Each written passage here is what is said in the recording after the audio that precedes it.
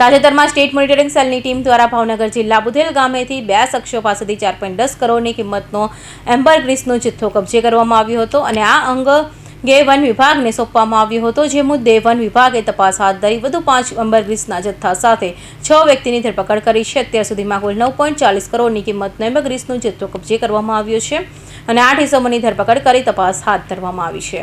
રાજ્યમાં સૌથી લાંબો દરિયા કિનારો ભાવનગર જિલ્લાને મળેલો છે. ભાવનગર જિલ્લામાં 151 કિલોમીટર લાંબો દરિયા કિનારો હોય અને આખા ખાડીમાં અવારનવાર સમુદ્રી સોનું, દરિયાનું તરતું સોનું સહિતના નામે ઓળખાય છે. એવા વહેલ માછલીને ઉલટી એટલે કે મેડિકલ ભાષામાં જેને એમ્બરગ્રીસ તરીકે ઓળખવામાં આવે છે, અતિ મૂલ્યવાન પદાર્થ મળી આવે છે. છેલ્લા 1 વર્ષમાં ભાવનગર જિલ્લામાંથી અલગ અલગ સ્થળેથી એમ્બરગ્રીસના જથ્થા સાથે ઈસમોની ધરપકડ કરવામાં આવી હતી. એમ્બરગ્રીસનો જથ્થો રાખવો, સંગ્રહ કરવો કે વેચાણ કરવું ગુનો બનતો હોય છે. આથી આ અંગે વન વિભાગ દ્વારા કાર્યવાહી હાથ ધરવામાં આવે છે. મારું નામ Biji Galani, range forest officer Bhavnagar. Sir, ખાસ કરીને એમ્બરગ્રીસ જે ઝડપાયું છે, 4 જેટલા આરોપી છે, સ્ટેટ મોનિટરિંગ સેલ દ્વારા ઝડપાયું. સમગ્ર મામલો કઈ રીતના છે? ફોરેસ્ટ ડિપાર્ટમેન્ટે આ મામલે કઈ રીતના તપાસ કરી છે?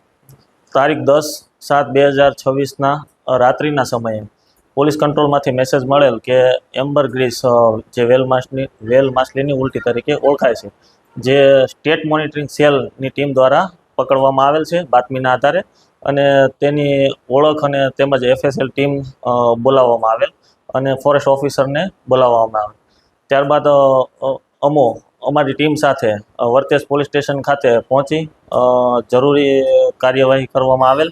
બાદમાં SMCની ટીમ દ્વારા વર્તેજ પોલીસ સ્ટેશનને આખો કેસ છે જે વેલ માછલીની ઉલટી વાઇલ્ડલાઇફ એક્ટ મુજબ જોગવાઈ થયેલી છે, તેથી તેની તપાસ ફોરેસ્ટ ઓફિસરને કરવાની રહેતી હોય, જેથી તેને વર્તેજ પોલીસ સ્ટેશનને તપાસ સોંપણી કરવામાં આવેલ. બાદ વર્તેજ પોલીસ સ્ટેશન દ્વારા રેન્જ ફોરેસ્ટ ઓફિસર ભાવનગરને તપાસ સોંપણી કરવામાં આવેલ. બાદમાં જે મુદ્દામાલનો કબજો આરોપીનો જે 4 આરોપી ઝડપાયેલા હતા તેનો કબજો મેળવેલ. જે SMCની ટીમે જે મુદ્દામાલ પકડેલો હતો તે 4 કરોડ જે ઇન્ટરનેશનલ માર્કેટ વેલ્યુ છે જે આ સ્પમની જે ઉલટીની એમ્બરગ્રીસની એ 4,30,00,000 જેટલો મુદ્દામાલ ઝડપાયેલો હતો.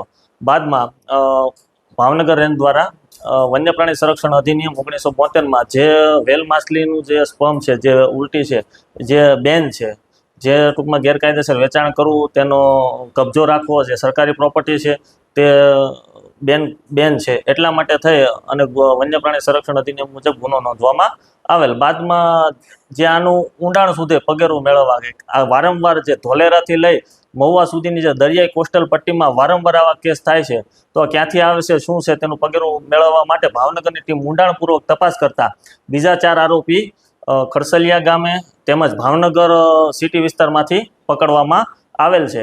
અને જે ખડસલિયા ગામના જે મૂળ આરોપી છે તેઓ પાસેથી બીજો 5,10,00,000નો મુદ્દામાલ પણ રિકવર કરવામાં આવેલ છે. સાહેબ, આની અંદર હજુ પણ કોઈ આરોપી ઝડપાયો લાગે છે? શું મામલો શું? હાલ જે SMCની ટીમ દ્વારા જે વેચાણ કરવાવાળા આરોપી પકડવામાં આવેલ હતા, ત્યારબાદ ભાવનગર વન વિભાગની ટીમ દ્વારા જે મૂળ સુધીના આરોપીઓ પકડવામાં આવેલ છે. તપાસ ચાલુ છે. સાહેબ, આ જે એમ્બરગ્રીસ છે એ કેવા પ્રકારના ઉપયોગમાં લેવાતું હોય છે? મોટા ભાગે જે લક્ઝરિયસ પરફ્યુમ છે, જે વિવિધ ઇન્ટરનેશનલ માર્કેટમાં જે બહુ હાઈ લેવલના કન્ટ્રી છે એના માટે થઈને ઉપયોગ થાય છે.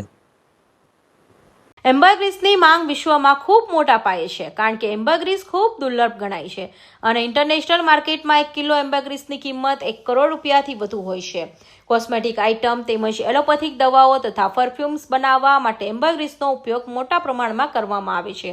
ઊંડા સમુદ્રમાં વસવાટ કરતા મહાકાય જળચર જીવ વહેલ માછલીની પેટમાં કુદરતી રીતે નિર્માણ થતું એમ્બરગ્રીસ ઉલટી સ્વરૂપે વેલ માછલીની શરીર બહાર કાઢે છે, ત્યારે આ મૂલ્યવાન પદાર્થ કાંઠે તરી આવે છે.